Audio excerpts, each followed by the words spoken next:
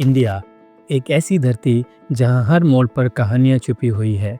यह कहानी है एक ऐसी देश की जो 200 साल तक अंग्रेजों के अधीन था, लेकिन अपनी आज़ादी की लड़ाई कभी नहीं रोकी। यह उन महान लोगों की कहानी है जिन्होंने अपनी जान की कुर्बानी देकर अपने देश की आज़ादी दिलाई। यह सब शुरू होता है साल 1857 में, जब भारत ने अपने पहले बड़े विद्रोह का सामना किया। 1857 का भारतीय विद्रोह या सिपाही विद्रोह अंग्रेजों के खिलाफ यह एक शुरुआत थी जो समय के साथ पूरे देश की आवाज़ बन गई।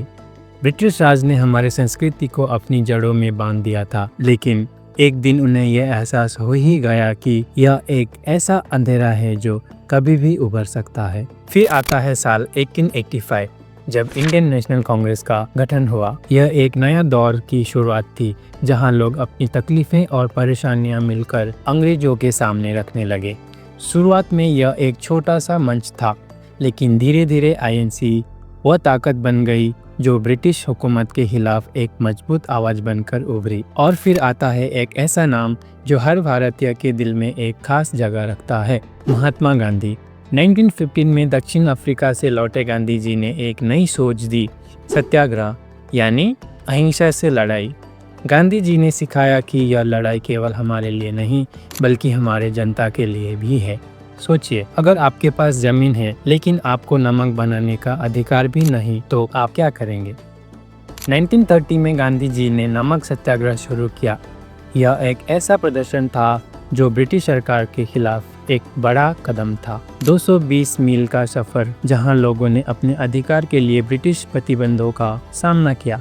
साल 1942 में जब दुनिया दूसरे विश्व युद्ध में उलझी थी, तब गांधी जी ने भारत छोड़ो आंदोलन शुरू किया। उनका नारा था, करो या मरो। अंग्रेजों को अब भारतीयों की तलवार से नहीं बल्कि उनकी अटूट इच्छा शक्ति से लड़ना था। इस आंदोलन के बाद अंग्रेजों के लिए भारत में टिकना और भी मुश्किल हो गया। गांधी जी सबसे प्रमुख थे, लेकिन और भी कई नेता थे जिन्होंने अपनी लड़ाई से आजादी के सफर को और स्पष्ट किया। जवाहरलाल नेहरू जो हमारे पहले प्रधानमंत्री बने, उनका योगदान भी बहुत बड़ा है। सुभाष चंद्र बोस जिन्होंने आजाद हिंद फौज बनाई और अंग्रेजों के खिलाफ तलवार उठाई। और फिर सरदार पटेल जिन्हें हम लौह पुरुष के नाम से भी जानते हैं। उन्होंने देश को आजादी के बाद एकजुट किया। साल 1947 का साल एक ऐसा वक्त था जब अंग्रेजों को यह समझ आ गई थी कि उनका समय अब खत्म हो चुका है। आजादी का सफर पूरा हो रहा था। 15 अगस्त 1947 को भारत ने अपने सपने को सच कर दिखाया। अब हम एक आजाद देश के नागरिक थे, लेकिन आजादी का सफर आसान नहीं था। 1947 की विभाजन ने देश को दो हिस्सों में बांट दिया। हजारों लोग अपने घर, अपने परिवार को छोड़कर नए शहरों की ओर